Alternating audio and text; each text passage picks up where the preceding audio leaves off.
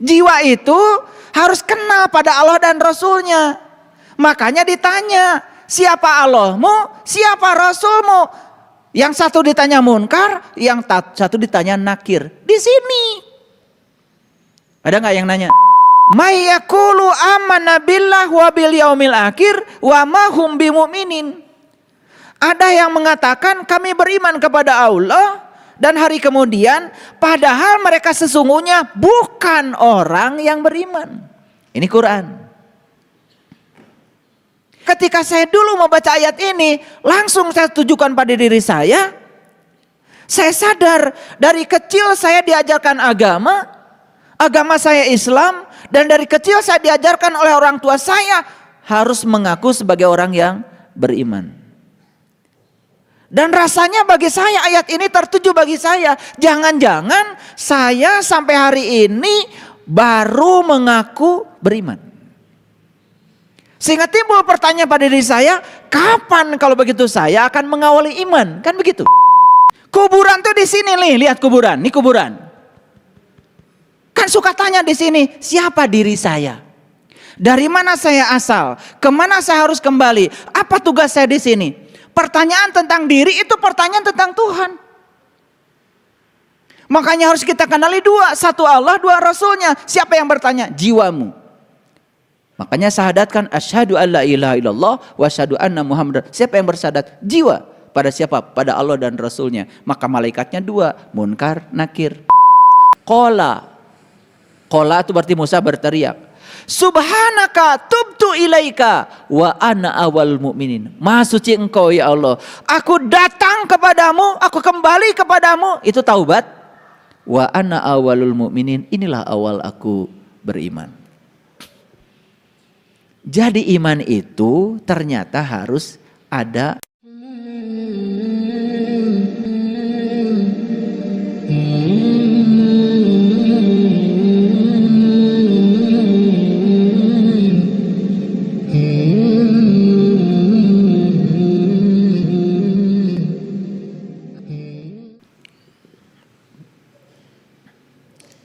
Bismillahirrahmanirrahim. Assalamualaikum warahmatullahi wabarakatuh.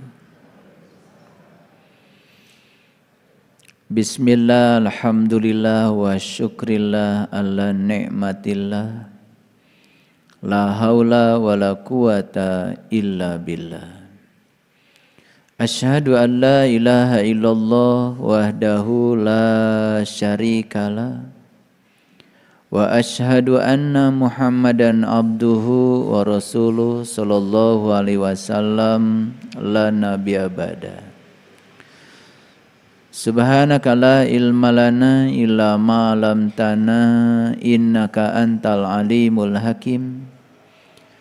Subhanakallahumma rabbana wa bihamdika asyhadu an la ilaha illa anta astaghfiruka wa atubu ilaik.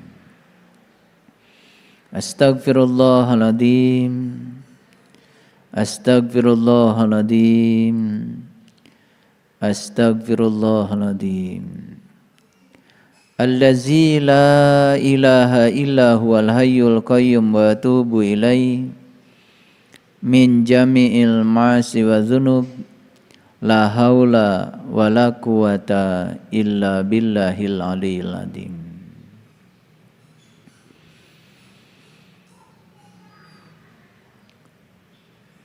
Dari kecil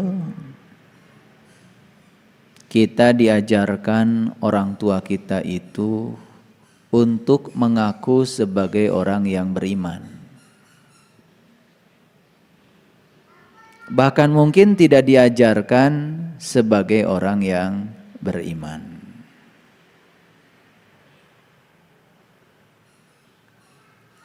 Dan kita semua sudah lupa bahwa kita itu telah diajarkan mengaku beriman.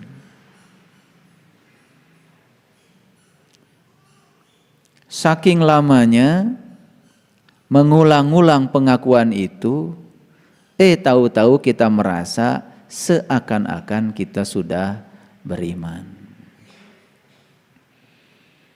Itu yang dilupakan banyak orang. Hampir tidak ada yang berani bertanya pada dirinya, apakah saya ini orang beriman atau orang yang mengaku beriman? Bukankah kita dari kecil diajarkan untuk mengaku sebagai orang yang beriman? Bahkan hampir tidak pernah bertanya, sebetulnya iman itu apa sih? Pokoknya dari kecil kita sudah diajarkan dengan dogma yang luar biasa. Pokoknya iman itu percaya. Gak usah dipikirkan, gak usah dipertanyakan. Pokoknya apapun percaya saja. Lalu adalah yang namanya rukun iman. Iman kepada Allah sudah percaya saja. Iman kepada malaikat sudah percaya saja. Iman kepada kitab jangan rewel, percaya saja. Iman kepada Rasul ya percaya saja. Iman kepada hari kiamat percaya saja. Iman kepada qada dan qadar percaya saja. Ketika ada daya kritis muncul dalam diri, mempertanyakan semuanya, mulai kita akan diasingkan oleh kehidupan. Padahal Rasul sendiri sudah mengatakan, agama itu akal. Dan tidak ada agamanya bagi yang tiada berakal. Bukankah keunggulan manusia itu karena akalnya? Dan ciri akal yang hidup, dia itu mempertanyakan. Lalu dibungkamlah kita oleh satu sistem pendidikan yang memandulkan daya kritis kita, sehingga kita tidak boleh bertanya tentang urusan itu. Ya sudah, yang penting kamu menjalankan semua ritual agama sebagaimana diajarkan oleh para leluhur. Ketika mempertanyakan sedikit saja, adakah di dalam Al-Quran sholat 5 waktu? Mempertanyakan yang begitu saja sudah dianggap aneh. Padahal kan itu pertanyaan yang sederhana saja. Saya disuruh menjalankan sholat 5 waktu. Kan setidak-tidaknya kita diyakinkan perintahnya di mana sih? Saya disuruh untuk sholat, perintahnya di mana sih? Quran surat apa, ayat berapa? Apakah pertanyaan itu menjadi aneh? Itu kan sebetulnya pertanyaan wajar, sangat alamiah. Bukankah kita sering diajarkan bahwa pedoman hidup kita itu adalah Quran dan Sunnah? Ketika anak-anak kita mempertanyakan isi Al-Quran, isi Sunnah, dan kemudian mereka ingin mengerti secara kritis isinya, kenapa sih kita tidak memberikan keleluasaan untuk memberikan jawaban yang pasti kepada mereka?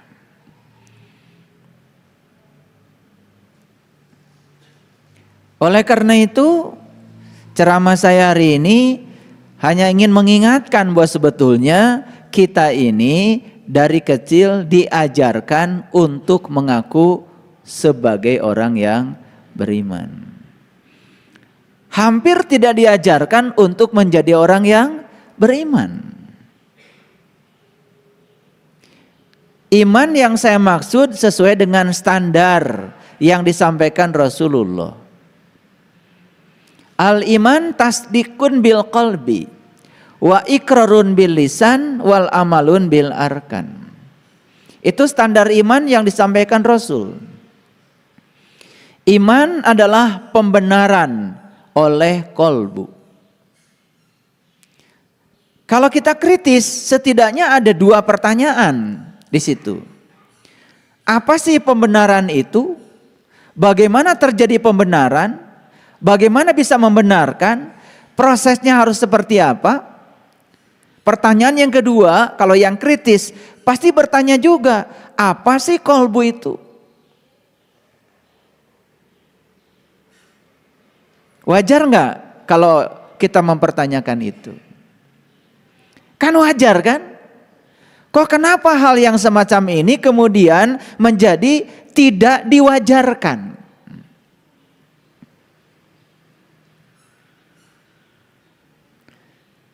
Makanya sekarang saya banyak mendapatkan keluhan dari sekian banyak orang tua yang bingung memberikan jawaban pada anak-anaknya ketika daya kritis mereka muncul. Di kajian yang lalu ada anak usia 8 tahun dikenalkan oleh orang tuanya ke sini, ke depan. Tanya sama saya, "Eyang guru," dia panggil saya Eyang guru. "Allah tuh kayak apa sih bentuknya? Apa anak seperti ini harus dimarahi? Jangan tanya-tanya begitu." Sementara di dalam diri anak ini sedang berkecamuk, sedang melakukan proses pencarian jati diri. Sudah tumbuh tuh pertanyaan itu. Bahkan sekarang banyak sekali orang tua yang kewalahan ditanya oleh anak karena orang tuanya sendiri tidak pernah menyiapkan diri. Dia sendiri bingung dengan keimanannya. Lalu tidak bisa memberikan jawaban yang pasti ketika ditanya oleh anak-anaknya. Lalu dengan mudahnya orang tua menyerahkan anak-anaknya ke lingkungan pendidikan yang dia sendiri tidak tahu gurunya siapa, lulusan apa, karakternya seperti apa, kualitasnya seperti apa. Yang penting disebut saja guru apa. Guru matematika, guru fisika, guru IPS, guru agama, guru bahasa.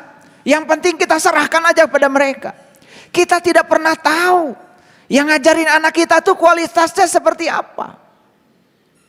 Karena kita semuanya awam.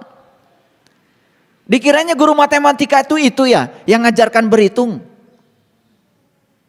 Yang ngajarkan 1 tambah 1, 2 tambah 2, 3 tambah 3. Yang ngajarkan perkalian, kemudian perkaliannya dinalar supaya diingat oleh anak kita. Celaka kalau kita ngajarkan matematika oleh guru yang semacam itu. Logikanya tidak akan tumbuh. Makanya dalam sistem pembelajaran modern muncullah ya tempat-tempat yang mengembangkan potensi anak. Ada yang namanya kursus ini, kursus itu dari negara-negara yang maju. Bahkan sekarang ya, anak-anak SD ya, sudah belajar kalkulus ya. Menggunakan notasi-notasi kalkulus. Sigma, integral. Karena mereka memberikan dasar-dasar matematika yang benar. Saya mengajarkan mahasiswa, ya semester akhir, saya tanya, kenapa Anda pakai integral? Apa bedanya dengan sigma? Nggak bisa, karena nggak ngerti. Ketika ada angka-angka yang berupa deret, apa itu deret aritmatik, apa itu deret ukur, maka deret angka-angka itu bisa disingkat. Penulisan matematikanya dalam simbol tertentu. Tergantung yang dijumlahkan ini diskrit atau kontinu, karena dalam hidup ini yang ada adalah penjumlahan. Tetapi karena tidak dibangun dasar matematika yang benar, dan dianggap matematika itu berhitung, dianggap perkalian, berhitung perkalian gak usah dihafal, udah ada kalkulator kok. Sekarang masih banyak guru-guru di SD ngajarkan perkalian pada anak coba. Dan dipaksa supaya hafal perkalian itu. Padahal nanti kalau dia kerja tidak akan menggunakan itu, dia akan menggunakan kalkulator. Coba, kita pergi ke bank. Pekerja bank pakai kalkulator kok. Kita pergi ke mana? Pergi ke pasar.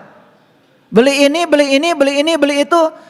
Kan semua pakai kalkulator kok, sudah ada alat bantu. Lalu sistem pendidikan yang belajar menjumlahkan, belajar mengalihkan, kapan dipakainya? Kan diganti sama kalkulator. Ayo, saya ngajak mikir aja. Sama ya seperti orang belajar istilah-istilah asing. Belajar nama-nama obat. Dokter aja tidak semua hafal kok. Kalau lupa ya lihat aja daftar obat. Nggak haram kok. Lalu buat apa kita mencekoki kepala kita dengan hafalan yang banyak? Nanti juga lupa bisa tanya. Nah lalu sistem pendidikan yang semacam itu ujung-ujungnya tidak mengembangkan keterampilan berpikir. Dan kalau anak kita sudah mengumpulkan sejumlah pengetahuan di otaknya, dianggap sudah berilmu. Padahal pengetahuan yang sebenarnya adalah sadar kalau kita tidak tahu. Pengetahuan sejati itu adalah kita tahu kalau kita tidak tahu. Yang dipakai dalam hidup bukan pengetahuan. Yang dipakai dalam hidup adalah keterampilan. Keterampilan berpikir. Keterampilan vokasi. Betul nggak? Mobil mogok. Sudah hafal semua nama-nama onderdil. Di otak kita udah encer ya. Nama onderdil mobil hafal semua. Mobil mogok. Nggak bisa dibantu dengan menggunakan pengetahuan tentang nama-nama onderdil yang dihafal di otak. Nggak bisa. Yang dibutuhkan di situ adalah keterampilan. Betul apa tidak? Sama dalam agama juga. Begitu banyak hafalan yang dicekokin pada anak-anak kita. Dan kalau sudah hafal ayat ini, surat ini, hadis ini, itu ini, dianggap sudah beragama. Tidak, itu baru pengetahuan. Nah kalau berbicara tentang iman, kan dua tadi. Ada satu pertanyaan, kata Rasulullah, al-iman tasdikun bil qalbi. Iman itu pembenaran oleh kolbu. Itu saja, jangan banyak-banyak belajarnya. Daya kritis kita munculkan, apa sih pembenaran itu? Bagaimana prosesnya bisa membenarkan? Yang kedua, apa sih kolbu itu? Yang lucunya di Indonesia, kolbu disamakan dengan hati. Padahal itu dua entitas yang berbeda. Orang Arab di Mekah sana tidak kenal kolbu. Mereka kenalnya kibdah. Segumpal daging di dada. Itu namanya kibdah. Kobid. Makanya hati unta bahasa Arabnya kobidul jumal. Kibdahul jumal. Bukan kolbul jumal. Karena kolbu itu bahasa spiritual. Kolbu itu adalah bahasa langit. Kolbu itu bahasa Arab. Bukan bahasa Arab. Oleh karena itu kalau ingin tahu apa itu kolbu, ya tanya. Ya, tanya referensi-referensi spiritual yang berbicara tentang kolbu. Allah sendiri sudah menjelaskan kok dalam hadis kursi. Langit dan bumi tidak akan cukup menampung zatku, tapi kolbunya orang yang beriman, itulah rumahku. Oh ternyata kolbu itu adalah rumahnya Allah. Ternyata kolbu itu adalah Baitullah. Kan kalau orang yang kritis akan ngejar berikutnya. Kalau rumah, pasti ada pintunya dong. Kalau pintu, pasti ada kuncinya dong. Kalau rumah, pasti bisa dimasuki dong. Kalau masuk, saya dapat apa? Dijawab lagi di Quran. Inna awala baitin wudi'a linnas lalladzi bibakata mubarakah. Rumah pertama yang aku bangun untuk manusia adalah bait al-mubarakah. Rumah yang diberkahi kata Allah. Fihi ayatum bayyinah, di dalamnya ada tanda-tanda aku kata Allah. Jadi ciri rumahnya Allah itu di dalamnya adalah tanda-tanda Allah. Keren tuh di Quran. Maka Allah jamin, waman dakhalahu kana aminan. Siapa yang bisa memasuki bait itu, amanlah dia. Lalu berduyun-duyun orang pergi ke Mekah. Karena secara simbolik kita diajarkan yang namanya Baitullah ya Ka'bah.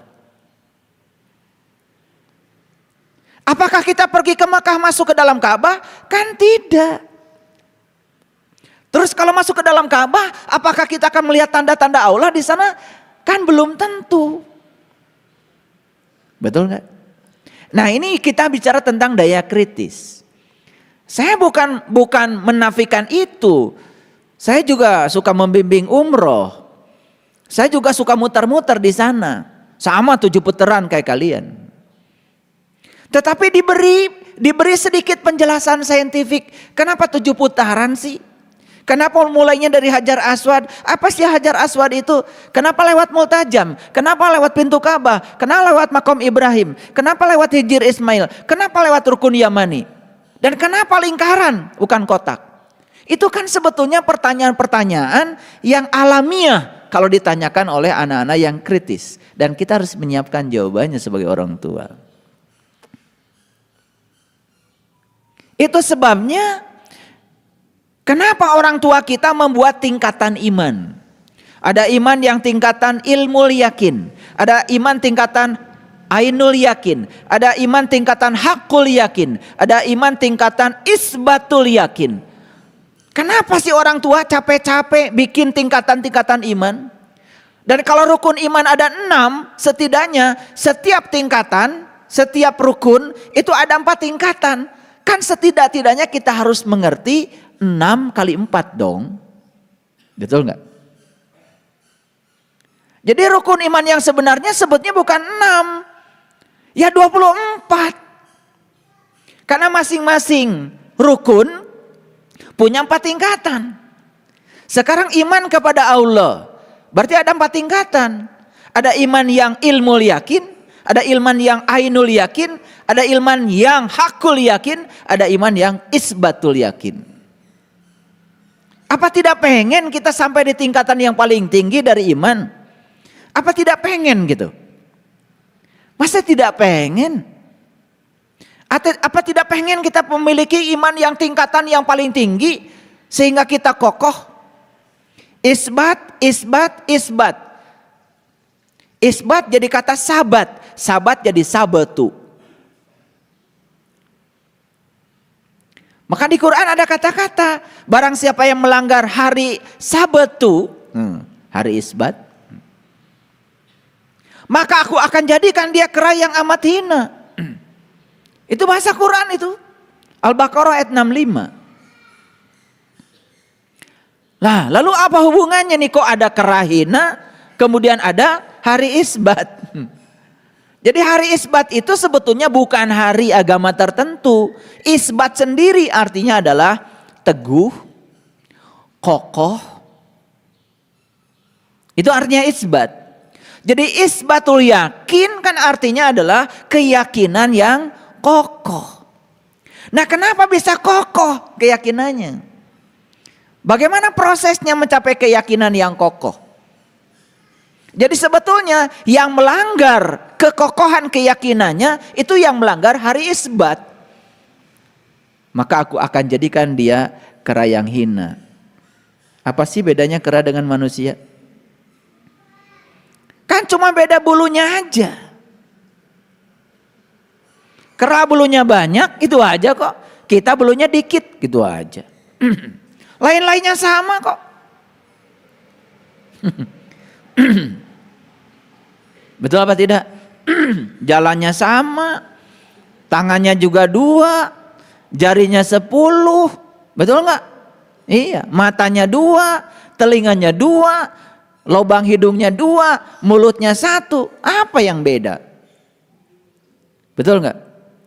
Kan bedanya kalau kera tinggalnya di hutan, kalau kita katanya tinggal di kota.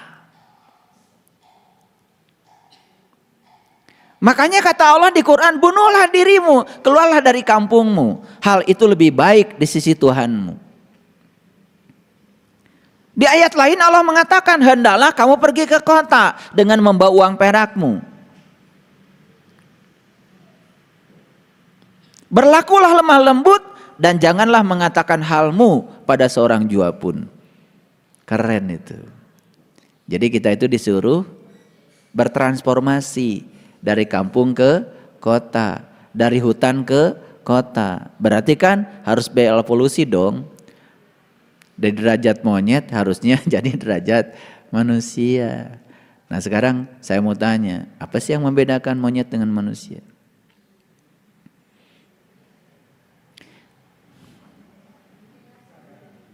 Apa? Kesadaran. Bagus. Tahu kesadaran itu apa? Ya kesadaran itu apapun yang dilakukan harus dengan sadar. Sadar sekarang sedang duduk. Sadar sedang melihat saya. Sadar sedang mendengar saya. Sadar sedang nulis. Sadar sekarang punya nafas.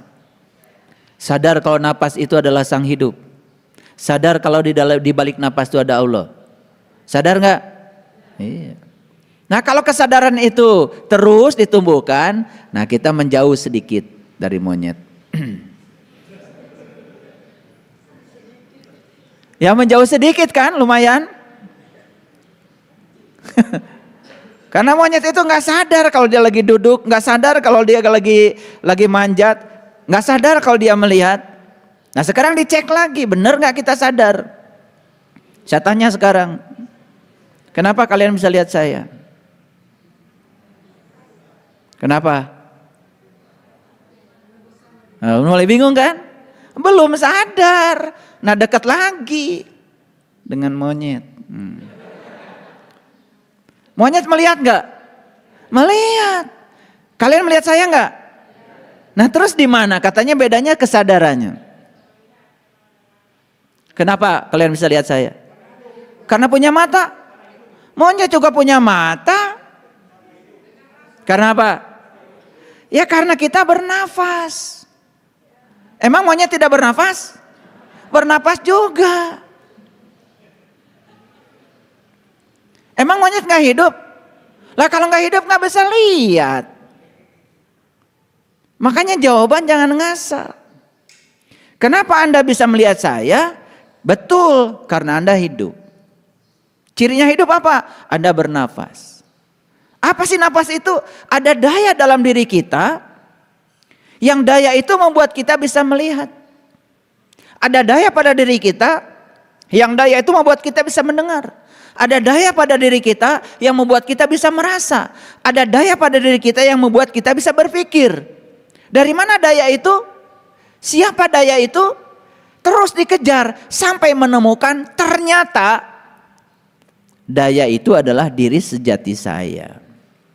Ternyata daya itu adalah Tuhan saya, Allah saya yang bersama saya setiap saat. Tidak pernah meninggalkan saya. Kalau sudah sampai di kesadaran itu, menjauh lagi dari monyet. Monyet aja gak pernah khawatir. Coba. Monyet punya tabungan gak? Punya rumah? Mobil? Keluarga? Lah kalian tabungan punya.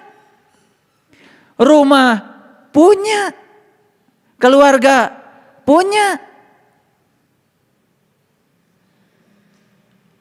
tapi masih khawatir. Sadar nggak itu? Ya itu namanya belum sadar. Jadi sekarang ini kita tugasnya mencari pembeda. Kalau nggak mau disebut, gitu aja kok.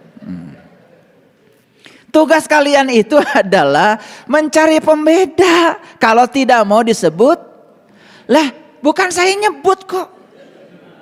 Yang nyebut kalian kan. Itu bahasa Quran loh. Barang siapa yang melanggar hari Isbat, maka dia akan dijadikan kera yang hina.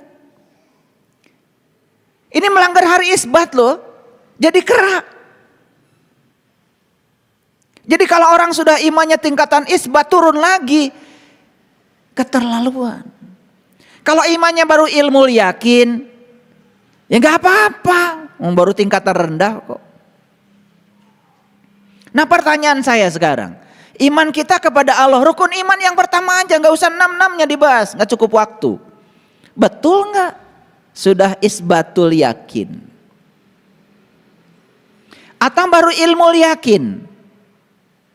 Ilmu pun baru tingkatan pengetahuan, belum tingkatan ilmu. Karena pengetahuan dan ilmu beda. Pengetahuan yang sudah nyata jadi pengalaman, itu namanya ilmu. Nah, yang dibicarakan di dalam tingkatan iman bukan pengetahuan yakin, tetapi ilmu yakin. Yakin karena ada ilmunya. Pertanyaan, udah punya emang ilmunya? Yang kedua, ainul yakin. Yakin karena sudah melihat. Ain itu artinya mata. Jadi iman kepada Allah yang pertama ilmu yakin. Yakin kepada Allah karena apa? Karena ada ilmunya. Udah tahu ilmunya belum? Yang kedua, iman kepada Allah ainul yakin. Yakin kepada Allah karena sudah menggunakan ain. Ain itu mata. Mata mana yang kau pakai untuk meyakinkan keyakinanmu pada Allah? Mata ini gak mungkin. Mata ini cuma kornea mata. Mata ini cuma otot. Yang namanya materi ya cuma melihat materi.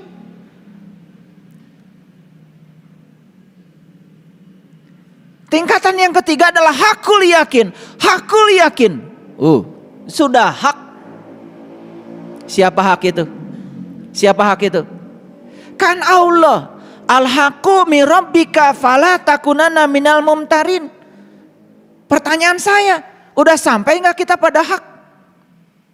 Sudah mengerti enggak hak?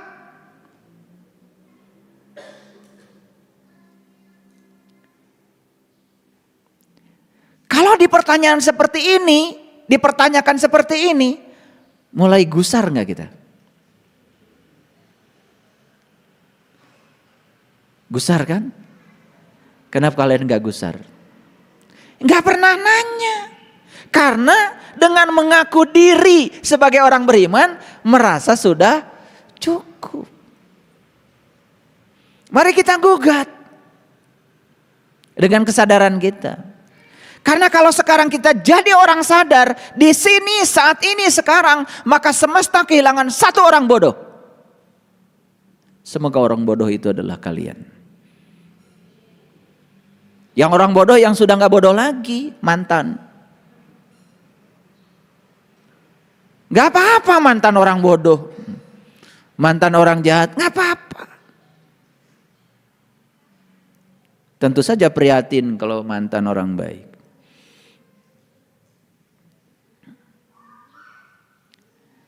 Ini saya gak tahu hari ini kok saya ngomong gini ya. Gak apa-apa gitu saya ngomong gini. Ya udah. Ya pakai ayat lah biar ngajinya keren. Baik. Mungkin yang saya sampaikan ini bukan hal baru. Tetapi saya akan masuk detil-detilnya, mempertanyakan semuanya, sehingga dalam diri kita timbul satu semangat untuk melakukan proses pencarian yang sebenarnya. Baik, kita lihat.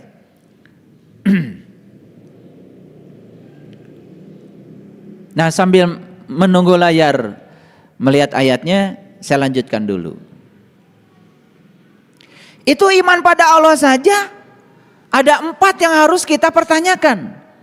Tingkatan ilmunya di mana, tingkatan ainnya di mana, tingkatan haknya di mana, tingkat isbatnya di mana. Belum lagi yang kedua, iman pada malaikat. Coba. Tingkat ilmunya di mana? Tingkat ainnya di mana? Tingkat haknya di mana? Tingkat isbatnya di mana? Belum lagi iman yang ketiga. Iman pada siapa? Pada kitab. Belum lagi iman kepada rasul. Belum lagi iman pada kiamat. Belum lagi iman pada qada dan qadar. Semua kalau dipertanyakan, gusar kita. Dan karena tidak dipertanyakan, kan santai saja. Makanya ada orang datang ke rumah saya. Dia bilang sama saya, "Bapak, alhamdulillah saya. Dari kecil sampai sekarang saya tidak pernah tidak tahajud. Walau semalam." Keren Bapak. Dan setiap saya tahajud, saya pasti baca Quran. Tambah keren lagi. Gimana sekarang? Bapak bahagia? Saya tenang. Lalu saya bilang, beda ya dengan saya. Saya kalau baca Quran itu bukan tenang, berdebar-debar di sini. Dan ternyata menurut ayat Quran dikatakan orang beriman itu justru kalau dibacakan tanda-tandanya Allah, dibacakan ayatnya Allah, bergetar kalbunya. Wazilat qulubuhum. Ini aneh. Habis baca Quran, tenang. Sedangkan saya kalau baca Quran, bergetar kalbu saya. Ini yang salah dia apa saya? Lalu saya tanya, mohon maaf Bapak. Bapak kalau baca Quran, pakai bahasa yang mana nih? Ya Arab. Mohon maaf Bapak. Bapak bisa bahasa Arab? Ya enggak. Ketika Bapak baca Quran, Bapak ngerti yang dia baca? Sama sekali. Oh pantesan tenang. Jadi ketemu jawabannya. Pantesan tenang karena tidak mengerti.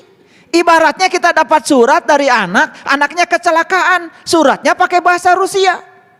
Dan kebetulan kita ngerti bahasa Rusia. Begitu dapat surat, dibaca. Bahkan disampaikan ke tetangga. Ketika ditanya, apa Bu beritanya? Bahasa Rusia. Ya isinya apa? Nggak tahu. Tenang nggak kira-kira? Tenang. Itulah bedanya kalian dengan saya. Maka kalian harus baca Quran. Yang nggak ngerti itu tenang.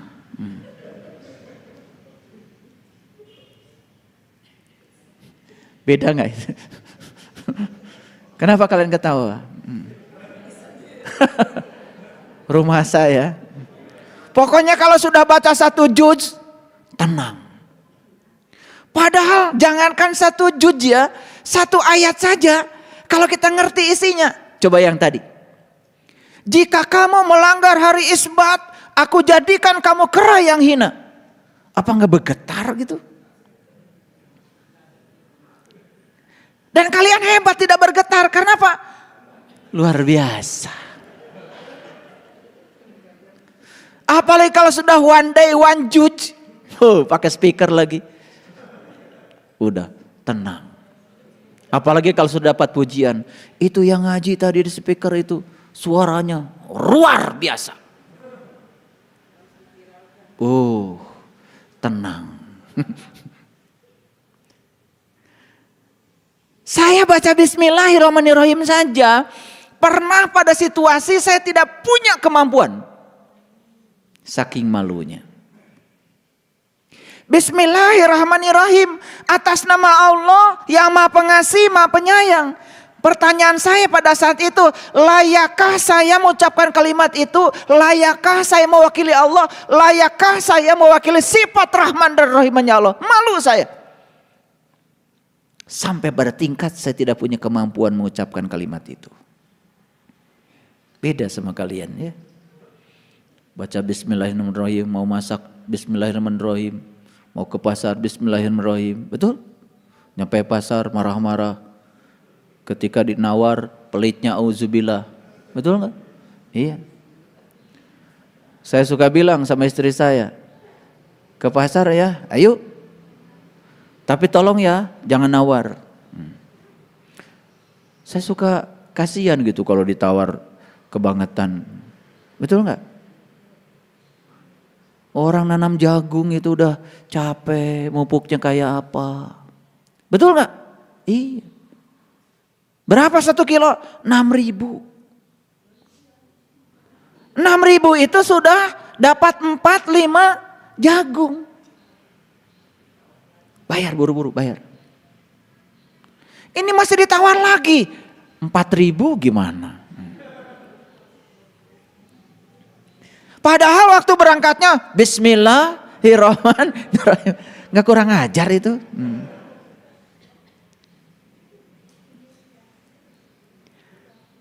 Jadi saya cuma aneh aja lihat orang-orang yang nekat-nekat model gitu. Pokoknya apapun yang dikerjakan, bismillah. Iya. Bahkan ngantor, bismillah juga. Bismillahirrahmanirrahim. Nyampe kantor, wah kayaknya ini gak ada yang tahu nih. Ini duit ini gak ada yang tahu nih. Kayaknya bisa dibawa ke rumah. Bismillah sih bismillah. Atas nama Allah, saya gak ngerti Tuhan yang mana yang di atas namakan itu. Kan kurang ajar itu. Sebenarnya kurang ajar tuh gak enak bahasa itu. Tapi termaksa saya ucapkan. Sebenarnya yang enak itu adalah kurang belajar. Cuman terlalu sopan itu. Jangan-jangan gak ngerti juga. Oke lah, kita lanjut lagi ya. Ini sambil belajar mentertawakan diri sendiri. Ini topiknya sih tidak terlalu berat sebetulnya kuliah hari ini. Cuman saya ingin mengajak kita, cobalah setiap statement saya ini coba tujukan pada diri kita sendiri. Karena selama ini kan selalu ditujukan pada orang lain. Mari kita lihat ayatnya karena sudah nampak nih. Ini ayat ini saya kira tidak asing, semua orang sudah baca. Bahkan yang one day one juz baca Qur'annya pasti kelewat ayat ini. Padahal ini juz pertama bukan? Oke, kita lihat. Wa minan nasi may yaqulu amanna billahi wa bil yaumil akhir wa ma hum bimumin. Di antara manusia, nah, di antara manusia nih. Berarti tidak semuanya. Tapi sebagian besar. May yaqulu amanna billahi wa bil yaumil akhir wa ma hum bimumin. Ada yang mengatakan kami beriman kepada Allah dan hari kemudian padahal mereka sesungguhnya bukan orang yang beriman. Ini Quran. Nah ketika saya dulu membaca ayat ini langsung saya tujukan pada diri saya. Saya sadar dari kecil saya diajarkan agama saya Islam dan dari kecil saya diajarkan oleh orang tua saya harus mengaku sebagai orang yang beriman. Dan rasanya bagi saya ayat ini tertuju bagi saya. Jangan-jangan saya sampai hari ini baru mengaku beriman. Sehingga timbul pertanyaan pada diri saya, kapan kalau begitu saya akan mengawali iman? Kan begitu. Sama gak ibu bapak dengan saya belajarnya gitu?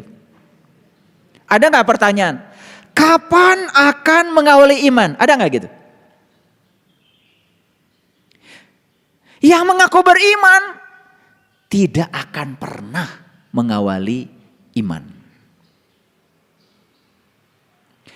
Yang akan mengawali iman adalah mereka yang menyadari bahwa dari kecil saya diajarin ngaku iman. Kapan iman saya? Pasti akan mencari supaya dapat iman.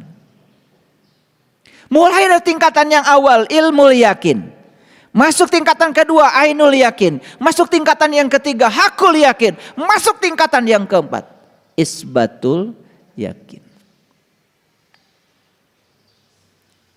Jadi kalau cerita iman yang isbatul yakin, itu sudah bukan kata orang, bukan apa kata kitab, bukan apa kata hadis, bukan kata siapa-siapa, tetapi kata saya, karena saya sudah mengalaminya sendiri.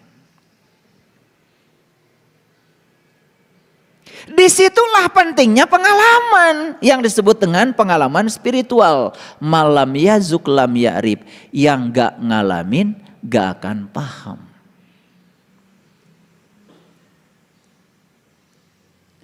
Ada air di gelas ini, yakin?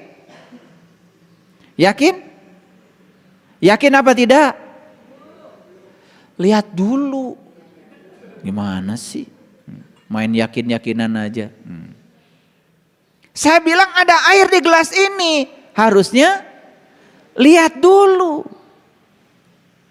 Kalau kita cuma mengatakan yakin ada air di situ. Karena yang ngomong saya itu baru ilmu yakin. Itu baru informasi. Itu baru kata saya. Jangan percaya sekalipun yang ngomong saya. Layak untuk tidak dipercaya. Begitu ke depan ke sini, oh iya ada air. Itu baru pada tingkatan ainul yakin. Kenapa Anda yakin kalau di sini ada air? Kan sudah lihat. Tahap pertama baru sebatas informasi, di gelas ini ada air. Tahap kedua sudah lihat kalau di gelas ini ada air. Bahkan bisa cerita sedikit, airnya warna putih, suhunya sekian, udah mulai lebih kenal lagi. Tingkatan yang ketiga, hakul yakin apa? Minum. Ini air apa? Bener gak ini air minum? Mineralnya berapa? Bener gak mineral? Jangan-jangan sudah pakai reverse osmosis, mineralnya sudah ditiadakan. Sampai detil-detilnya tahu, itu hakul yakin. Berulang kali meminumnya sampai pada tingkatan isbatul yakin. Sampai situ gak iman kita? Ya dicek. Iman pada malaikat.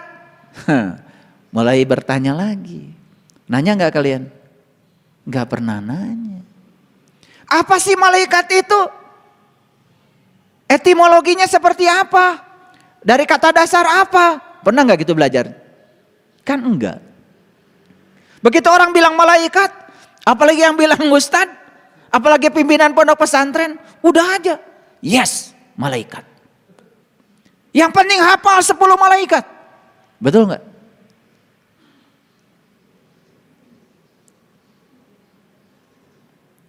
Padahal di Quran dikatakan, kalau kamu ingin tinggi spiritualmu, kenali 8 malaikat. Dan kalau kamu ingin tinggi spiritualnya, jangan kenal sama 2 malaikat.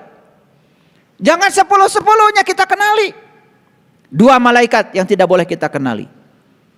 Satu namanya malaikat Atid, pencatat amal buruk. Yang kedua malaikat Malik, penjaga neraka. Jangan kenal sama dia.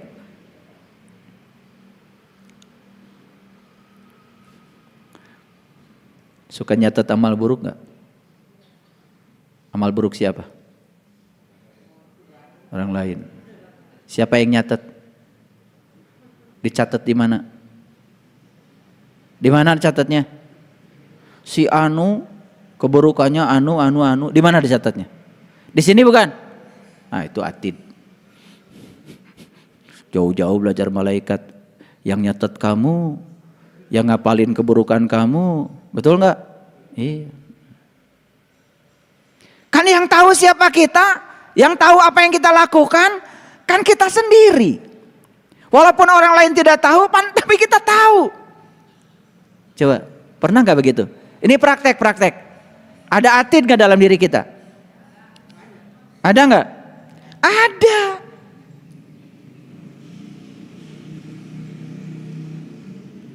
Ada malaikat Malik milik. Milik itu ego. Ego berarti aku. Betul nggak? Silahkan kembangkan egomu. Menderitalah hidupmu. Maka tubuhmu akan jadi neraka. Dijaga malaikat Malik. Malik milik. Tuh, sederhana kok. Ada nggak yang jaga dalam dirimu? Ada nggak? Ada. Buktinya apa? Kamu tersinggungan. Kamu gampang marah, baperan, dikit-dikit dipikirin. Nah itu, Malik tuh. Betul nggak? Nah karena kita belajar malaikat tidak praktek seperti itu, apa yang terjadi? Emang di akhirat akan ada tes formatif gitu? Ada soal dari guru agama di akhirat. Syarat masuk surga harus hafal 10 malaikat. Ada cerdas cermat sebelum masuk surga. Sebutkan malaikat penjaga surga. Ridwan. Masuk surga enggak? Masuk surga enggak? Kejadian itu aja belum tentu ada. Ridwan itu artinya ridho.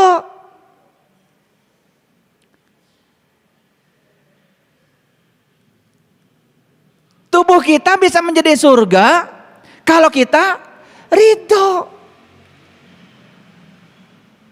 Ya. Kejadian sebesar apapun, kontradiksi sebesar apapun, kalau kita ridho gak jadi masalah. Menjadi masalah ketika ridho. Jadi ridwan itu bukan dihafalin, praktekkan dalam hidup supaya kita ridho. Kan gitu sebetulnya. Betul apa tidak? Tuh, makanya kalau ingin naik spiritualnya, praktekkan 8 malaikat. 1 malaikat apa? Urutannya yang betul, malaikat apa dulu? Jibril.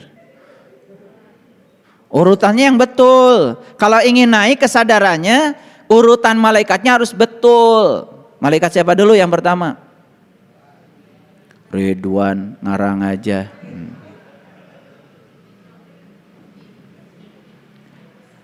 Pertama yang harus diaktifkan dalam diri kita adalah malaikat munkar nakir. Itu step awal. Apa sih tugasnya munkar nakir? Munkar dan nakir adalah malaikat yang bertanya di dalam kubur. Mana kuburan? Nih kubur. Siapa yang terkubur? Ya dirimu, jiwamu. Jiwa itu harus kenal pada Allah dan Rasulnya. Makanya ditanya, siapa Allahmu, siapa Rasulmu? Yang satu ditanya munkar, yang satu ditanya nakir. Di sini. Ada nggak yang nanya? Ada nggak nanya? Itu segitu gede suaranya kalian nggak pernah dengar. Karena kalian itu sudah miss konsepsi tentang itu. Karena kita tahunya munkar dan nakir itu nanti katanya di kuburan. Begitu kita dikubur udah mati ditanya malaikat, siapa Tuhanmu? Siapa Rasulmu? Gitu. Gak ada kerjaan. Orang-orang mati ditanya-tanya. Yang hidup aja ditanya belum tentu bisa jawab. Ya kalian gak pakai mikir kan? Karena gak pakai mikir. Yang kayak gitu ya dianggap keyakinan. Kuburan tuh di sini nih, lihat kuburan, ini kuburan. Kan suka tanya di sini, siapa diri saya? Dari mana saya asal? Kemana saya harus kembali? Apa tugas saya di sini? Pertanyaan tentang diri itu pertanyaan tentang Tuhan. Makanya harus kita kenali 2, 1 Allah, 2 Rasulnya. Siapa yang bertanya? Jiwamu. Makanya syahadatkan asyhadu alla ilaha illallah wa asyhadu anna muhammadar. Siapa yang bersyahadat? Jiwa. Pada siapa? Pada Allah dan Rasulnya. Maka malaikatnya 2, munkar, nakir. Tanya tuh guru agama yang ngajarin munkar nakir di sekolah. Kenapa dikubur 2-2an malaikat? Emangnya kalau satu ketakutan gitu malaikat? Karena saya pernah tanya dulu di pesantren sama guru saya. Itu malaikat nggak ada kerjaan pengen berdua-duaan di kuburan, saya bilang. Alhamdulillah saya diusir dari pesantren. Ya modelnya begitu, kalau nanya-nanya kritis sedikit pasti diusir. Kalau nggak bisa menjawab pasti marah. Itu model guru di kita begitu. Kalau ditanya nggak bisa jawab pasti marah. Dengan otoritasnya usir. Main usir, pendidikan macam apa kayak gitu. Kalau di sistem pendidikan ada hukuman, itu bukan sistem pendidikan, itu penjara. Orang yang sedang kegelapan dikasih hukuman, itu sama dengan kegelapan dikasih kegelapan. Sistem pendidikan apa yang semacam itu? Apa yang diharapkan oleh kita? Anak kita nakal di sekolah, kalau nggak nakal nggak akan disekolahkan. Dipanggil ke sekolah saya, anak bapak nakal di sekolah, mun bager mau disekolahkan. Pangna dititipkan di sekolah, ada anak saya nakal, tolong ajarkan sama bapak ibu. Sekolah bisanya menghukum. Kalau anaknya baik disebut baik. Kalau anaknya tidak baik itu karena salah kaprah di sekolah. Harusnya murid itu adalah guru. Makanya guru itu belajar dari murid, jadikan muridnya jadi guru. Itu salah kaprah karena dia menganggap dirinya guru, lalu semua muridnya itu dianggap bawahnya dia. Padahal semua murid itu tamu agung yang datang ke semesta untuk jadi dirinya sendiri. Ini ngerti apa enggak saya bicara? Lanjut ya. Sampai mana tadi? Kenapa berdua-duaan? Lah iya, yang harus kita tahu dua. Satu Allahnya, dua Rasulnya. Makanya pertanyaan di kuburan ini dua. Satu munkar, dua nakir. Keren gak? Nah kalau sudah bisa menimbulkan pertanyaan dari munkar dan nakir. Di sini. Karena malaikat itu di Quran dikatakan tidak ada di luar dirimu. Malaikat itu ada dalam dirimu.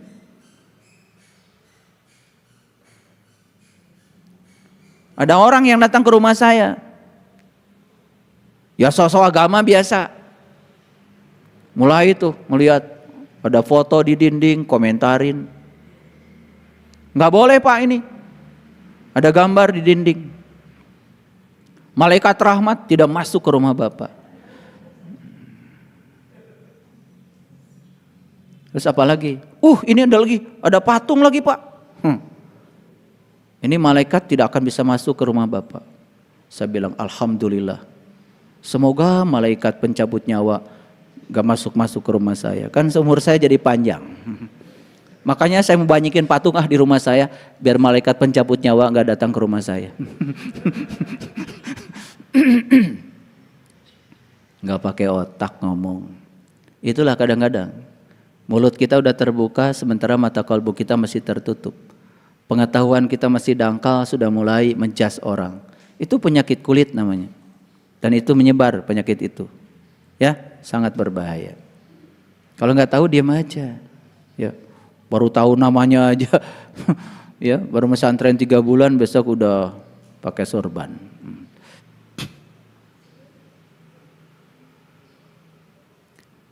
Jadi urutan malaikatnya juga kalian udah salah. Coba sebutkan urutan malaikat yang betul supaya kita kesadarannya naik. Tadi ngaco. Ada Ridwan, ada Jibril, suka-suka aja. Urutan pertama adalah malaikat munkar nakir. Selanjutnya apa?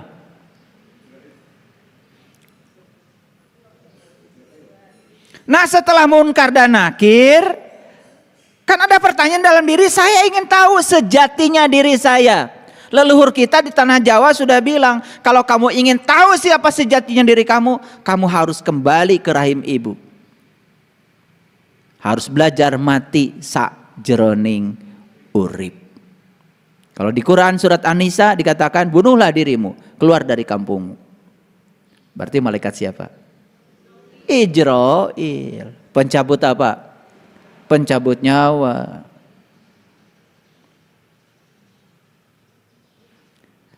Jadi tahap kedua kita harus belajar dari malaikat Ijrail, pencabut nyawa.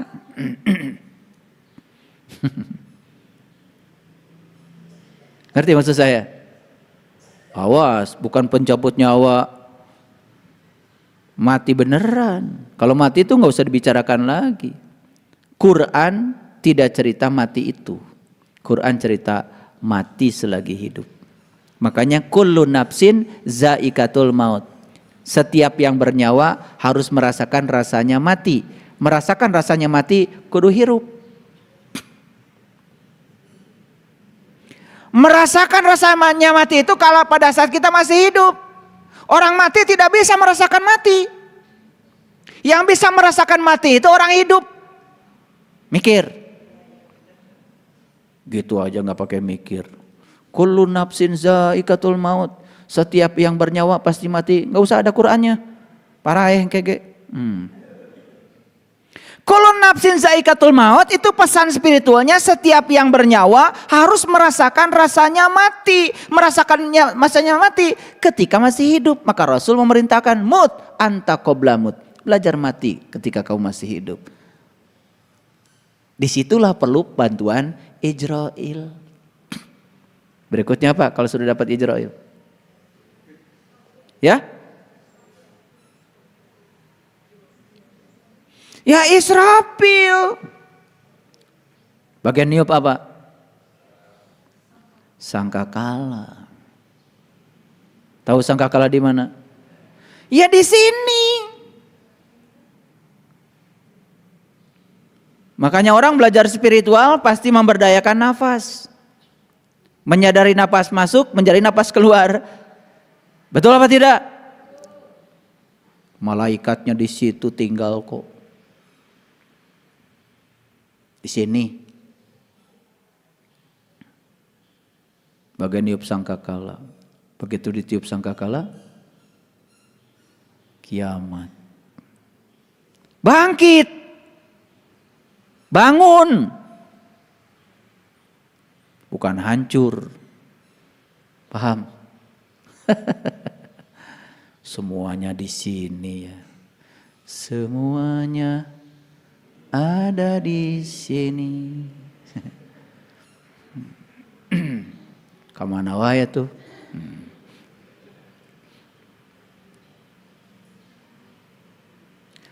Begitu sudah bangkit, berikutnya apa?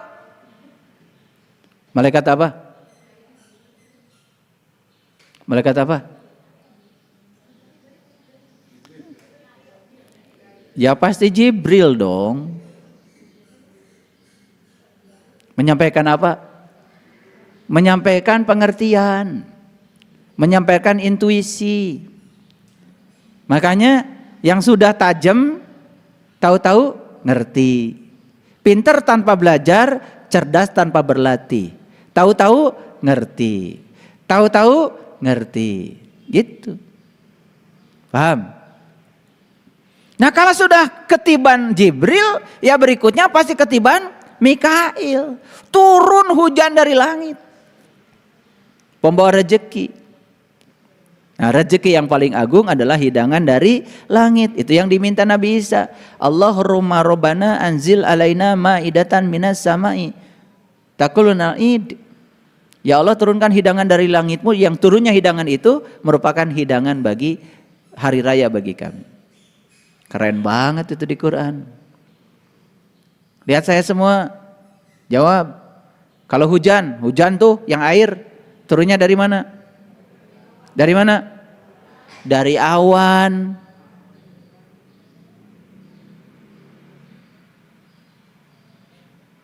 Kalau hidangan-hidangan spiritual turunnya dari mana? Dari langit. Bedain awan sama langit aja pusing kalian. Kalau hujan yang syariat itu dari awan.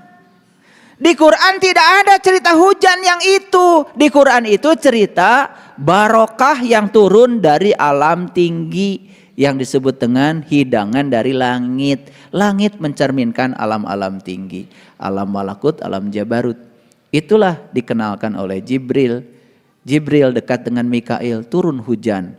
Hujannya bukan hujan air, tapi hujan adalah hujan ma'ul hayat. Hujan nur ala nur. Dari langit rohani kita. Sudah jiwa kita menjadi merdeka. Makanya terakhir tinggal berkenalan dengan Raqib.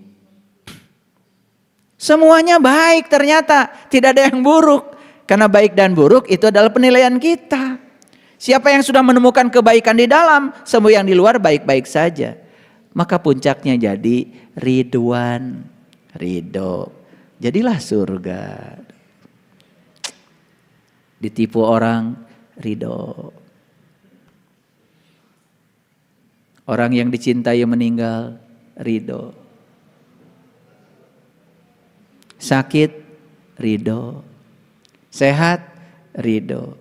Dimarahin orang, ridho. Dan orang ridho itu beda wajahnya. Yang menakutkan kayak gini.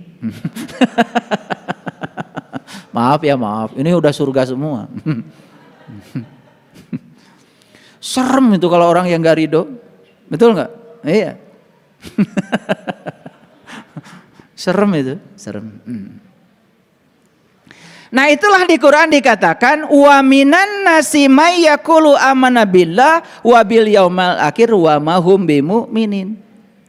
Ada di antara manusia yang mengatakan kami beriman kepada Allah, hari kemudian padahal mereka sesungguhnya bukan orang yang beriman. Kata siapa?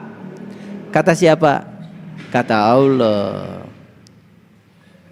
Kalau begitu, adakah ayat yang menyatakan iman itu ada titik awalnya? Ada. Ini ayatnya. Oh, ini kan sudah sering saya ulang-ulang ya. Ini ayatnya. Tentu saja saya tidak akan menceritakan semuanya. Mati terus ya. Oke. Ini ayatnya ya. Catat aja ayatnya. Ya. Quran surat Al-A'raf ayat 143. Maka di situ dikatakan, perhatikan. Al-A'raf 143 itu cerita apa? Ini kalau saya rangkum isinya begini. Kan Nabi Musa itu minta kepada Allah. Ya Allah Tuhanku, nampakkanlah diri Engkau kepadaku agar aku ingin melihatmu.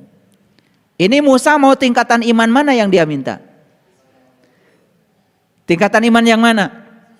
Ain. Jadi berarti beliau ini sudah melampaui ilmu yakin. Udah masuk pada ain. Ya Tuhanku, nampakkanlah diri Engkau kepadaku agar aku bisa melihatmu. Ini permintaan yang masuk akal. Karena tidak mungkin seorang rasul, seorang nabi minta sesuatu yang gak masuk akal. Ini tingkatan iman yang ain. Nah, berikutnya apa? Kata Tuhan berfirman, kamu sekali-kali tidak akan sanggup melihatku. Tetapi kalau ingin melihatku, lihatlah ke gunung itu.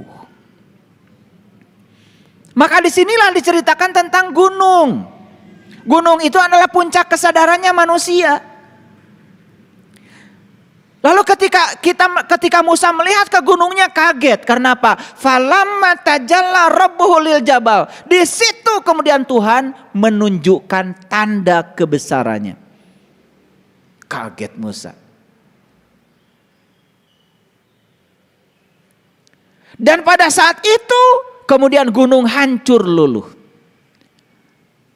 Pada saat itu Musa pun jatuh pingsan. Artinya apa? Itu yang disebut dengan mengalami fana billah. Identitas dirinya Musa gak ada lagi. Nah ketika identitas diri tidak ada lagi, disitulah yang disebut dengan tauhid tingkatan isbat al-yakin.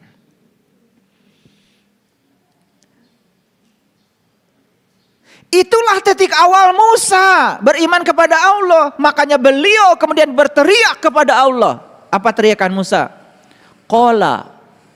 Qala itu berarti Musa berteriak. Subhanaka tubtu ilaika wa ana awal mu'minin. Maha suci Engkau ya Allah. Aku datang kepadamu, aku kembali kepadamu. Itu taubat. Wa ana awalul mu'minin. Inilah awal aku beriman. Jadi iman itu ternyata harus ada awal. Ini para pengaku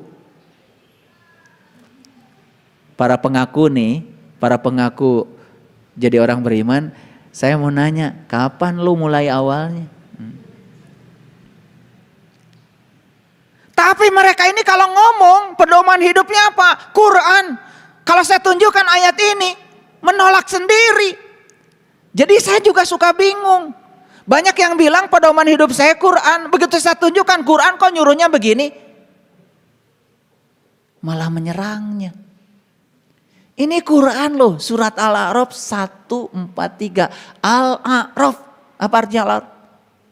Al-A'raf itu pengenalan. Al-A'raf itu adalah tempat mengenal. Nama Qur'annya juga surat Al-A'raf, tempat mengenal. Luar biasa.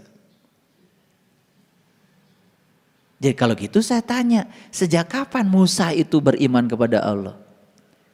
Sejak ainul yakin tercapai. Begitu sudah tercapai ainul yakin, hakul yakin tercapai. Aku yakin kepada Allah karena aku sudah bersahadat kepadanya. Aku sudah menyaksikannya. Bahkan bukan sekedar menyaksikan dengan penglihatannya, tetapi beliau merasakan. Bahkan tingkatan selanjutnya. Karena berulang-ulang beliau jatuh cinta. Witing tresno jalaran soko kulino. Sudah timbul tresno. Karena sering ketemu. Itu sudah tingkatan isbatul yakin. Keren gak? Keren apa tidak?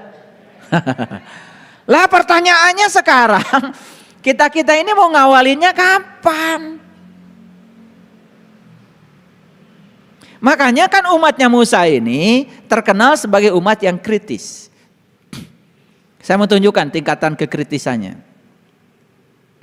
Ini saya mengulang-ulang sesuatu yang sebetulnya mungkin bagi sebagian sahabat yang gini aja dibicarakan lagi. Tidak, ini penguatan.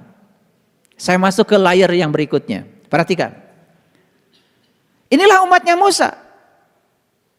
Dan ingatlah ketika kamu berkata, hai Musa, kami tidak akan beriman kepadamu sebelum kami melihat Allah dengan jelas.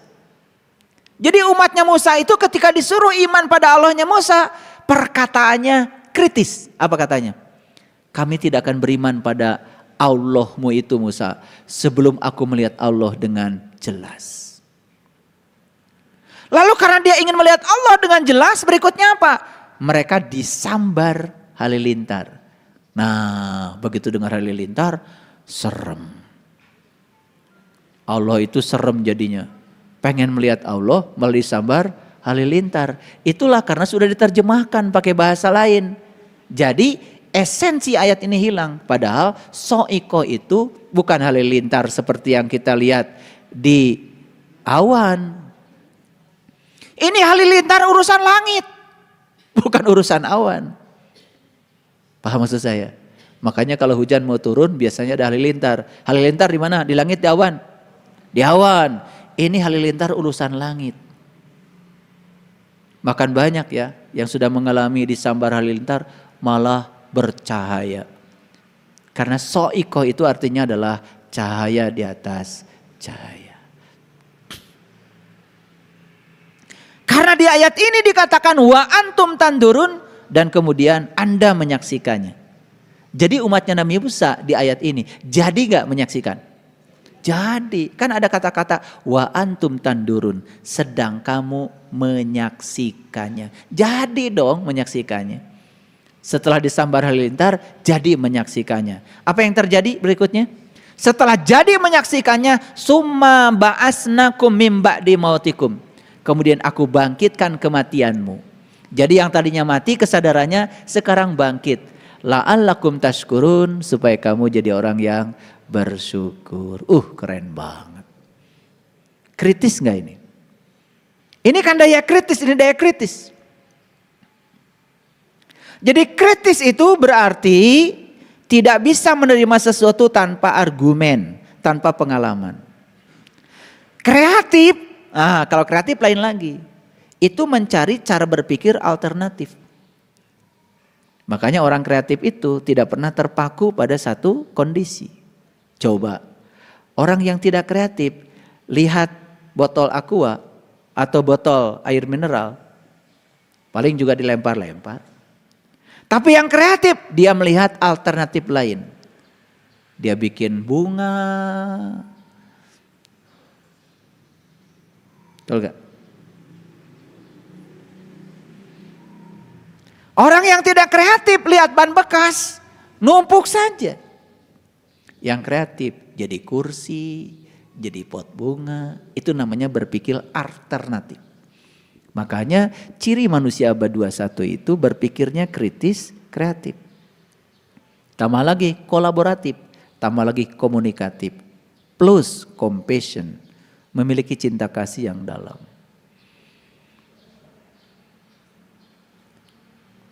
Ngerti nggak saya ngomong? Jangan-jangan nggak ngerti. Nah, sekarang saya lanjutkan dulu. Sebetulnya saya mau cerita apa sih? Saya mau cerita ini sebetulnya. Jadi banyak manusia yang mengaku beriman, padahal dia tuh bukan orang yang beriman. Nah, sekarang perhatikan saya. Yang mengawali iman, itu saja belum tentu jadi orang yang beriman. Karena Nabi Musa saja itu belum jadi orang beriman loh. Pada saat beliau itu mengalami pengalaman spiritual tadi, beliau baru mengawali awalnya iman. Jadi iman ada awalnya? Ada. Kalau gitu Islam ada awalnya? Ada awalnya? Ada. Nah, pertanyaan yang kedua ini, apakah kita ini orang Islam atau orang yang diajarin mengaku beragama Islam?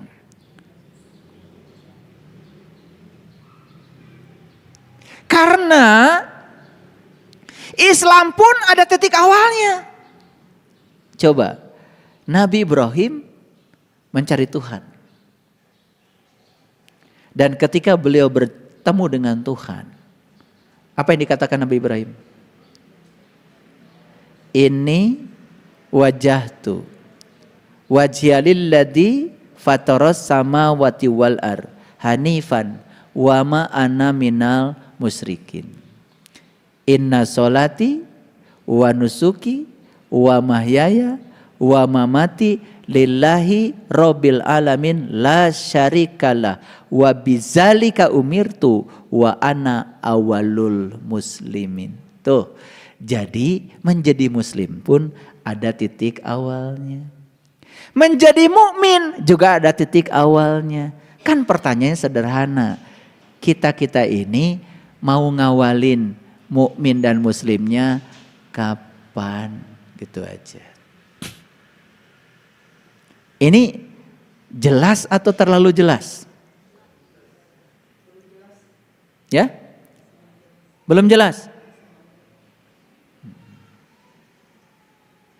Oke, lanjutkan dulu.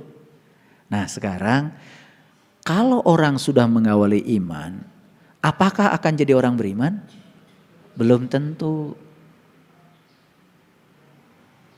Yang mengawali iman saja belum tentu jadi orang beriman, apalagi yang diawali dengan mengaku beriman. Coba. Ini sebetulnya pemikiran sederhana aja. Semoga setelah saya ngomong begini, ya pada ngerti dikit lah. Dikit aja ngertinya, udah lumayan. Udah terjadi resolusi dalam diri. Daripada nggak ngerti sama sekali. Yang mengawali iman saja belum tentu jadi orang yang beriman. Karena awal iman itu baru bibit. Apakah setiap bibit akan menjadi pohon yang lebat? Apakah setiap bibit itu akan menjadi berbuah? Sangat bergantung pada cara kita untuk mengurusi bibit itu. Setuju? Benih itu bisa tumbuh, benih itu tidak tumbuh, tergantung Anda. Makanya lahirlah ayat yang mengatakan inna aradnal amanata 'alas samawati wal ar. Sesungguhnya amanah ini pernah aku tawarkan kepada yang lain. Amanah dari kata dasar iman. Iman itu artinya adalah mengalami. Iman artinya adalah keterbukaan. Iman adalah pembenaran oleh kolbu yang tadi saya sebutkan tadi.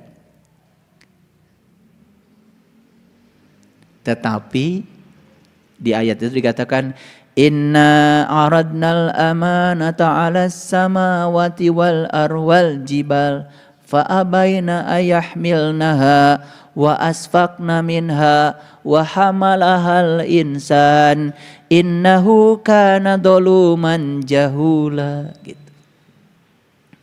Ini amanah. Iman. Aku tawarkan iman ini kepada langit, kepada bumi, kepada gunung dan semua enggan untuk memikulnya. Dan ada yang acung tangan dari semua yang ditawarkan. Fahamalahal insan. Siapa itu? Siapa itu? Kalian. Langsung acung tangan di hadapan Tuhan. Tuhan, aku saja. Ini manusia. Saya nanya sama kalian semua. Saat acungkan tangan dan bilang, Tuhan, aku saja. Sadar gak sekarang? Udah pada lupa. Kan sudah ditanya sama Allah. Alastu bi rabbikum?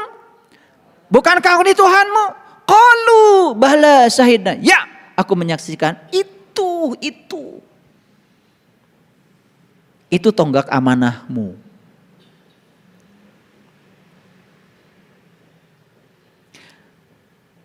Jadi yang bisa, yang sanggup yang janji, yang komitmen untuk terima amanah ini cuman satu.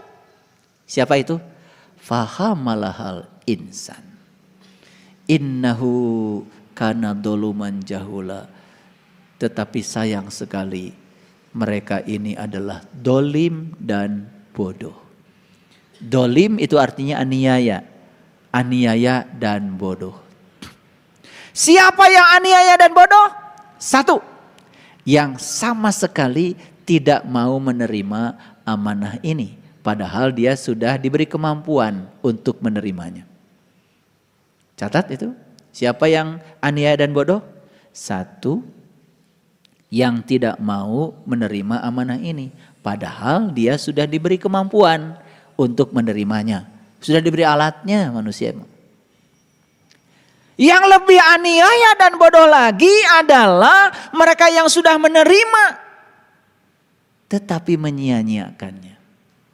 Jadi yang satu tadi tidak mau menerima, aniaya dan bodoh. Yang kedua sudah menerima tapi menyia-nyiakan, itu aniaya dan bodoh. Jadi amanah ini dikhianati. Makanya kebalikan dari amanah adalah khianat. Maka siapa yang berkhianat, kata Allah, wa may yakfur bil iman faqad habitat a'maluhum. Barang siapa yang tertutup setelah dibukakan pintu kolbunya untuk jadi orang beriman, maka putuslah segala amalannya. Tuh.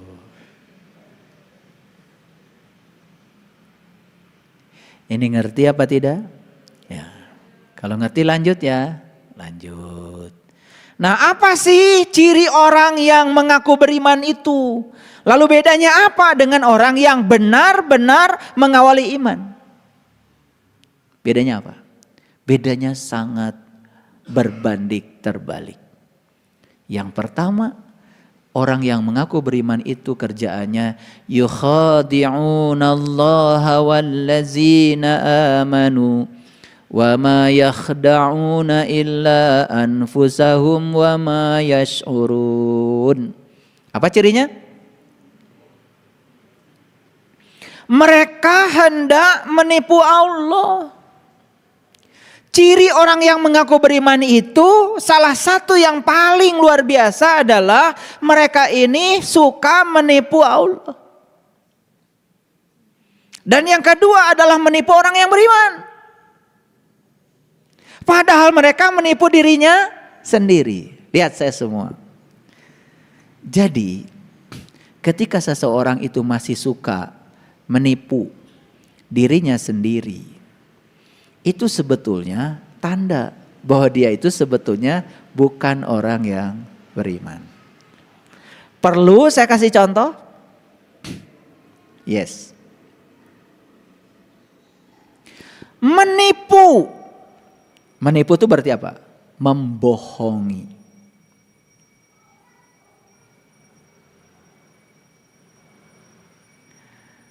Gimana membohongi diri? Contoh sederhana. Orang-orang yang suka mengambil haknya, bukan haknya, hak orang lain. Itu menipu dirinya sendiri.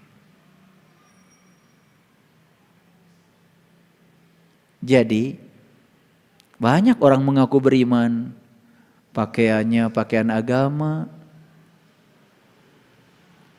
kerjanya pun di bidang agama.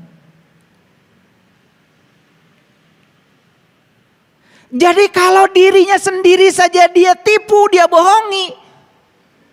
Tahap kedua yang akan dia lakukan adalah menipu dan membohongi orang lain. Pertanyaan dari saya, adakah di dunia ini orang-orang yang mengaku beriman tetapi kerjanya menipu dan membohongi dirinya sendiri? Ada? Ada apa banyak?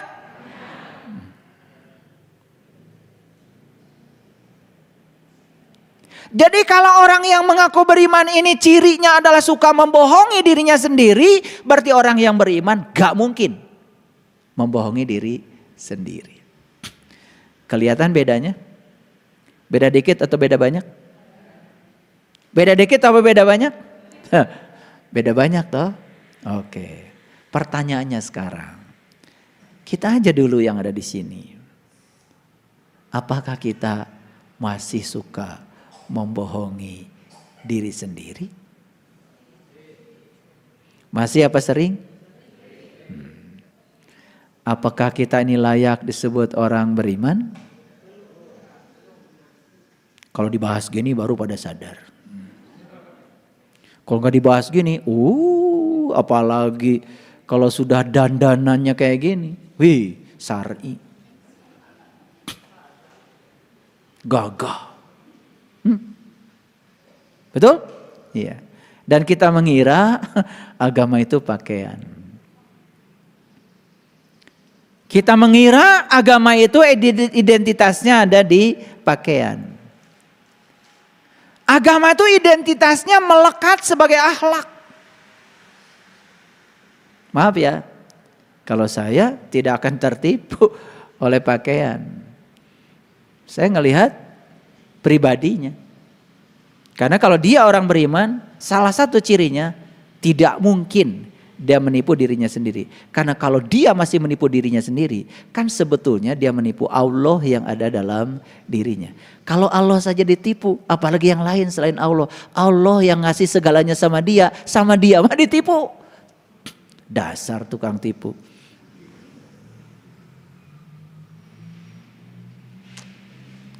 Makanya ada kata-kata bijaksana.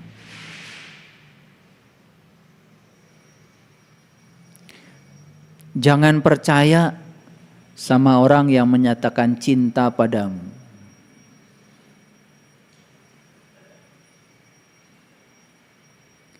Allah saja yang maha mencintai dia tipu.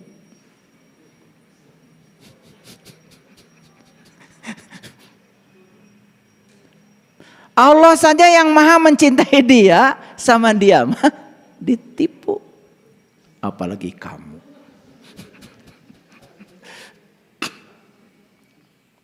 Makanya suami yang paling baik adalah seorang pria.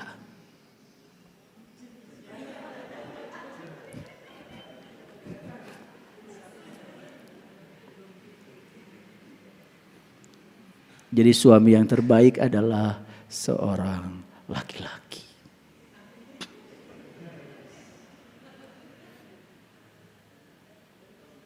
Ya, buku yang terbaik adalah buku yang jadi ditulis.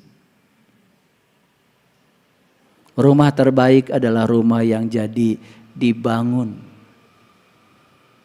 Makanya kalau saya bilang sama mahasiswa, skripsi yang terbaik adalah skripsi yang jadi ditulis. Makanya mahasiswa ngomong itu gagasannya banyak, tapi nggak ada tulisannya. Udah kamu keluar aja.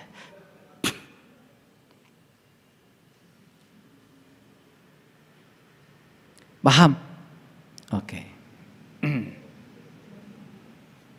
Jadi kalau Allah yang maha cinta saja sama orang yang mengaku beriman ini ditipu.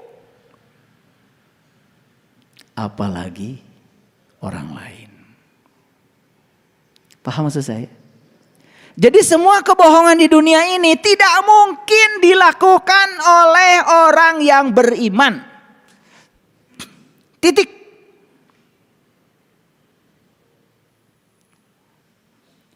Dia pimpinan itu, pimpinan ini, bajunya juga syar'i. Kalau masih nipu, bagi saya tidak beriman. Tapi kan dia ngaku, ya boleh, ngaku siapapun boleh kok. Gak masalah. Yang pertama, jadi orang beriman tidak mungkin menipu dirinya sendiri. Tidak mungkin berbohong pada dirinya sendiri. Camkan itu. Saya bicara tidak yang mewah-mewah. Yang gini aja, yang sederhana.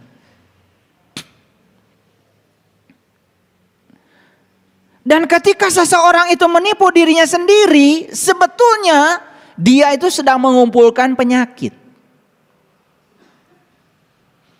Makanya di ayat lain dikatakan fi qulubihim maradun fazadahumullahu marado. Karena apa? Bohong itu akan menghasilkan kebohongan baru berulang-ulang untuk menutupi kebohongan lama. Nih saya kasih tahu resepnya nih. Yang mau berbohong, kasih ilmu saya. Syarat kalian berbohong, kalian harus memiliki ingatan yang super jenius. Syaratnya itu. Supaya tidak kelihatan bohongnya. Karena kalau orang berbohong, tidak punya ingatan yang jenius, dia akan mengulang kata-kata bohongnya berbeda di tempat yang berbeda. Kurang jenius bohongnya, jadi ketahuan. Diajarin oleh saya cara berbohong juga. Jadi kalau mau berbohong, kalian harus punya ingatan yang jenius. Syaratnya ya. Nah kalau kalian ingatannya biasa-biasa saja, udah jangan bohong. Karena akan ketahuan. Ini teknik berbohong supaya nggak ketahuan. Hebat, saya ajarin juga. Tapi saya jamin kalian ini nggak punya ingatan yang jenius. Kalian tuh ingatannya biasa-biasa aja, pohoan. Oleh karena itu jangan bohong. Kalau merasa pohoan, jangan bohong. Kalau merasa pelupa, sederhana, jangan bohong. Jadi kalau kalian gampang lupa itu adalah anugerah supaya enggak bohong. Karena di ayat ini dikatakan fi qulubihim maradun fazadahumullahu marado. Jadi di dalam diri mereka itu ada penyakit. Karena apa? Begitu seseorang gemar menipu dirinya sendiri, dia mengumpulkan penyakit. Karena apa? Kebohongan akan ditutup dengan kebohongan baru. Terus bohong lagi, terus bohong lagi. Tambah lagi, ya kurang jenius.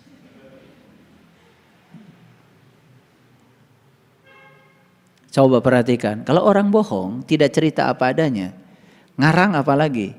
Pasti dia cerita di saat yang berbeda pada orang yang berbeda itu gak sama. Atau pada orang yang sama di waktu yang berbeda. Beda. Makanya kalian sekarang saya kasih tahu. Sadari kalau kalian ini kurang begitu cerdas. Jangan bohong. Jadi kalau ditanya kenapa ibu gak mau bohong? Karena saya tidak cerdas. Itu aja. Ya gitu. Bukan karena takut neraka. Karena tidak cerdas maka saya nggak bohong.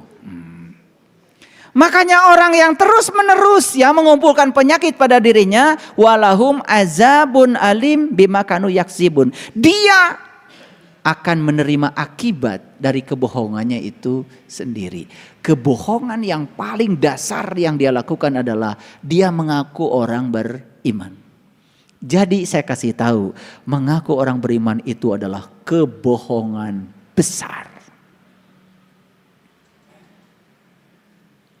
Karena begitu dia mengaku orang beriman, dia akan kumpulkan atribut-atribut pada dirinya yang mengokohkan kalau dia adalah orang yang mengaku beriman. Pakai baju seperti orang beriman, ngomong seperti orang yang beriman, dan dia mengajarkan orang-orang lain yang sama-sama tidak beriman. Karena yang beriman gak mau diajarin dia. Ngerti maksud saya? Coba. Orang yang gak pernah minum kopi. Tiba-tiba seminar di depan orang yang pernah minum kopi. Saudara-saudara. Kopi itu rasanya geli-geli. Nah, udah. Kalau sudah kopi rasanya geli-geli. Ternyata dia baru baca buku tentang kopi. Kebetulan di buku itu ada artikel yang judulnya Rasa Kopi Adalah Geli. Gitu. Dia baru saja baca kitab tentang rasa kopi geli. Kemudian dia buka seminar dan menyampaikan kepada orang lain kalau kopi rasanya geli. Tentu saja orang yang pernah minum kopi tambah geli. Dengar dia ngomong kopi rasanya geli. Betul nggak? Iya. Jadi pernah ada ceritakan dari saya, masih ingat ya? Cerita tentang katak. Masih ingat ya? Katak tinggal di sumur itu TK-nya di sumur itu, SD di sumur itu, SMP di sumur itu, SMA, S1, S2, S3, bahkan jadi guru besar di sumur itu. Tentu saja perpustakaan yang dia baca sekedarnya yang ada di sumur itu. Tetapi Katak ini dengan percaya diri bikin seminar besar dan mengundang semua orang dari seluruh dunia. Dan salah satu pidatonya si Katak ini adalah bahwa dunia adalah sumur. Itu artikelnya. Dunia adalah sumur. Ya dia kan tinggal di sumur. Tapi dia bikin kesimpulan dunia adalah sumur. Itu judul artikel. Ternyata yang datang ke situ tuh ada burung elang, peserta seminarnya. Dan para Katak. Nah kebetulan kata-kata yang lain sama-sama lahir di sumur itu. Luar biasa. Bapak guru besar. Luar biasa. Yes. Dunia adalah sumur. Cek balad-balad si bangkong itu. Ada satu yang acungkan tangan. Maaf ya. Dunia itu ada mataharinya. Dunia itu ada bulannya. Dunia itu ada hutannya. Dunia itu banyak ruang kosongnya. Tidak seperti yang Anda sebut tadi. Dunia tidak sama dengan sumur. Terjadilah perdebatan sengit antara guru besar Katak di sekolah Katak di sumur itu dengan burung elang. Karena burung elang tidak mau menghabiskan banyak waktu melayani orang seperti kamu, Tak. Ini sudah ada kebijaksanaan sedikit nih burung elangnya. Jadi sudah tidak mau melayani perdebatan yang tidak penting dengan orang yang tidak penting. Akhirnya apa? Akhirnya kalau kamu berkenan naik di pundak saya. Nanti kalau sudah selesai seminar. Ini tamu-tamu masih banyak yang mau salaman sama saya. Dasar Katak tolol. Sudah jelas dia nggak tahu apa-apa, masih nunggu orang mengucapkan salam. Ini belum tepuk tangan. Jadi dia masih nunggu peserta seminar tepuk tangan, ngasih aplaus. Kalau dia sudah bikin kesimpulan yang benar seakan-akan. Nah ini, ngaku beriman kayak gini modelnya. Selesai seminar, udah kasih aplaus, burung elang masih sabar. Dan kemudian si Katak itu disuruh naik di pundaknya. Begitu naik di pundaknya, keluar. Tepat di bibir sumur, si Katak itu mengatakan, ternyata dunia banyak kosongnya ya. Terang lagi. Di situ dia mengalami pencerahan.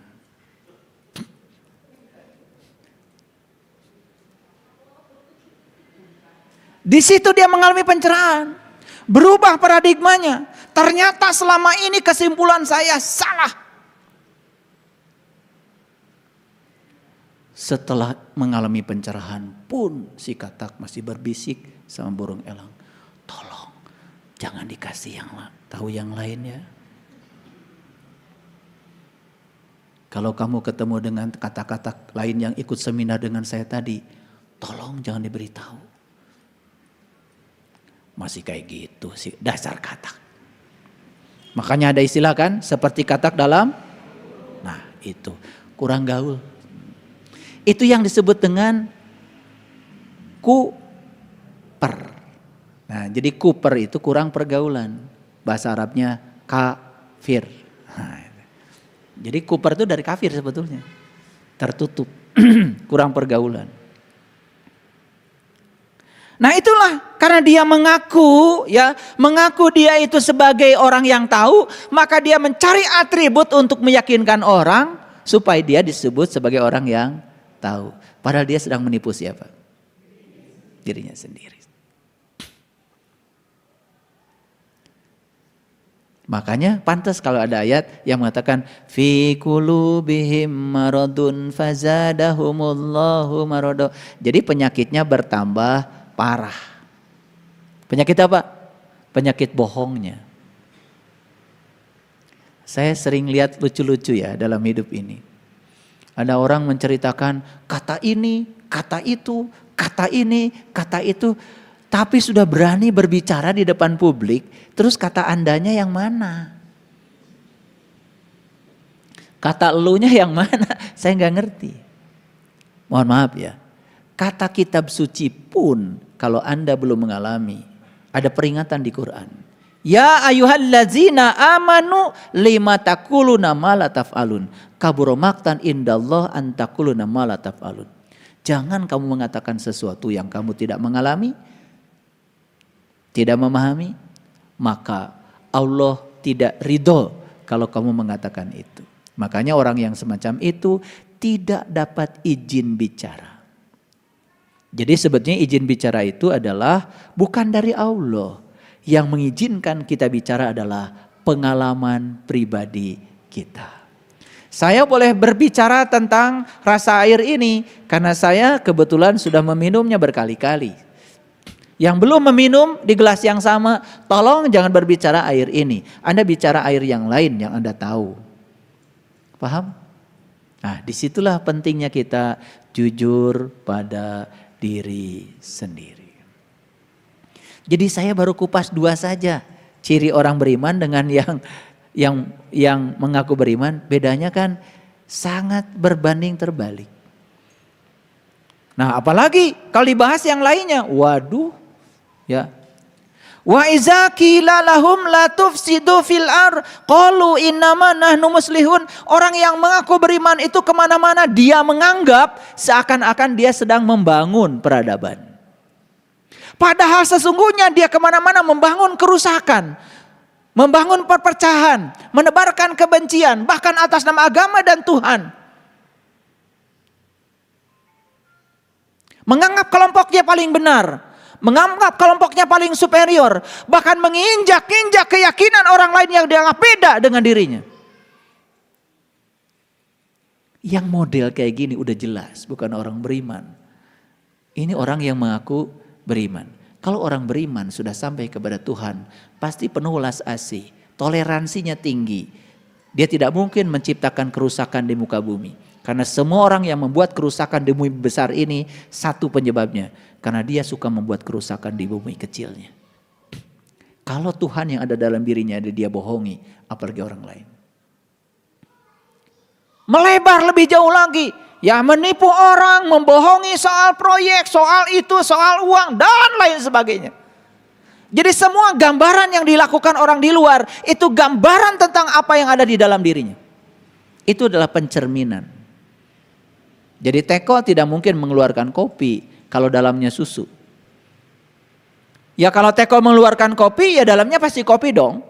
Mengeluarkan susu dalamnya pasti susu dong. Jadi apa yang nampak di luar yang dilakukan orang itu pencerminan tentang apa yang ada di dalam dirinya.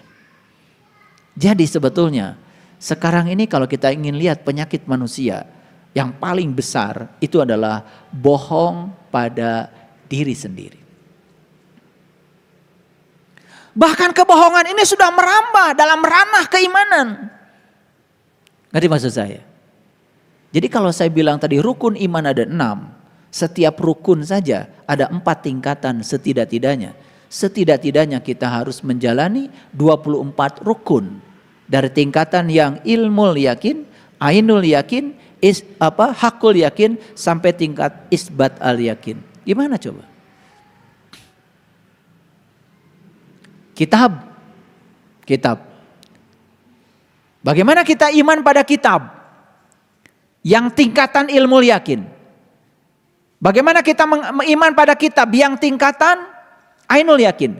Gimana iman pada kitab yang tingkatan hakul yakin?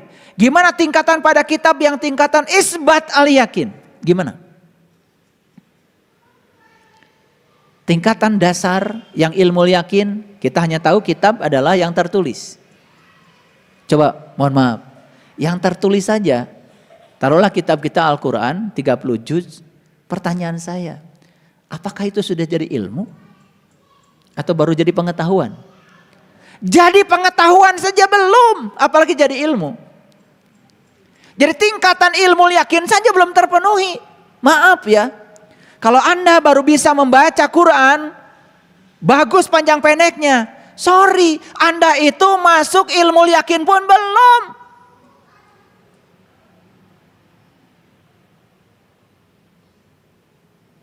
Karena ilmu yakin itu berarti sudah ada transisi dari knowledge menjadi pengalaman. Itu baru ilmu. Itu baru tingkatan ilmu yakin, kitab.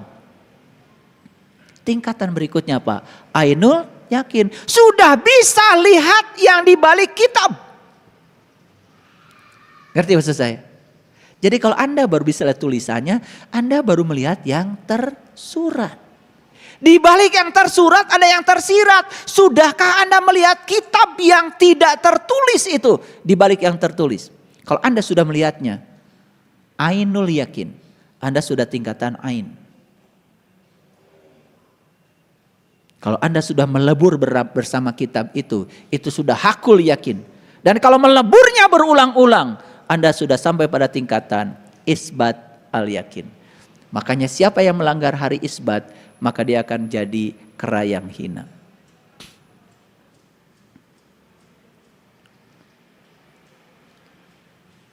Bisa dibayangkan nggak? Perlu waktu berapa jam saya harus menjelaskan beda orang yang mengaku beriman dengan orang yang beriman. Ini baru saya baca 2 ayat saja, ini sudah hampir 2 jam. Cirinya apa? Cirinya jas saya sudah mulai basah. Ya, karena saya disorot oleh lampu. Inilah, karena disorot lampu berarti energi mengalir terus ke sini. Nah kalau nggak disorot lampu, wajah saya nggak kelihatan. Jadi serba salah. Ya pokoknya saya nurut saja Samina Watona sama tim kreatif. Dikasih lampu nggak apa-apa. Makanya efeknya saya jadi gampang keringetan. Nah tetapi kalau saya sudah hampir 2 jam bicara, jadi nggak apa-apa, memang saatnya diakhiri. Ini dari tadi saya ngomong kalian ngerti nggak? Saya cuma khawatir udah 2 jam, udah keringetan, kemudian nggak ada yang ngertinya gitu. Ya toh? Ya setidak-tidaknya kalau nggak ngerti ayat-ayat kalian bisa mengulang lagi cerita katak lah. Itu udah bagus. Jadi nanti kalau ada ulangan ditanya di rumah tadi pengajiannya apa? Pokoknya katak lah gitu. Pokoknya nggak usah ayatnya apa terlalu berat barangkali. Cerita katak aja udah bagus. Ya itu ya. Dan itu bisa menginspirasi kita. Semoga kita jangan jadi orang-orang yang kurang pergaulan. Karena semua orang yang menyatakan dirinya paling benar, dirinya superior, orang lain salah, itu sebetulnya gara-gara kurang pergaulan. Jadi networkingnya terlalu sempit itu. Kalau banyak saudara, banyak pergaulan, insya Allah wawasan jadi luas. Jadi kalau naik beca terus pengen tahu Bandung, ya tentu saja kesimpulannya Bandung itu semrawut. Tapi kalau naik pesawat, naik helikopter, oh ternyata di belakang pasar baru itu ternyata masih banyak tanah kosong. Betul nggak? Itu kan beda sudut pandang saja. Jadi oleh karena itu saya pesankan kepada kita semua yang ada di sini, sebetulnya ngaji ini adalah untuk kita, oleh kita, supaya kita bisa mentertawakan diri kita sendiri. Itu ya, oleh karena itu para sahabat yang sudah mengawali iman yang tekun. Para sahabat yang belum mengawali iman, yuk mau kapan mulainya? Gitu. Ya, gitu. Para sahabat yang sudah mengawali iman jangan buru-buru mengatakan sudah jadi orang beriman. Buktinya tadi saya cek masih bohong pada diri sendiri. Betul? Oke, itu aja ngajinya sebetulnya sempit sekali hari ini ya. Tetapi kalau saya berbicaranya luas, yaitu supaya penjelasannya lebih komprehensif. Terima kasih. Assalamualaikum warahmatullahi wabarakatuh.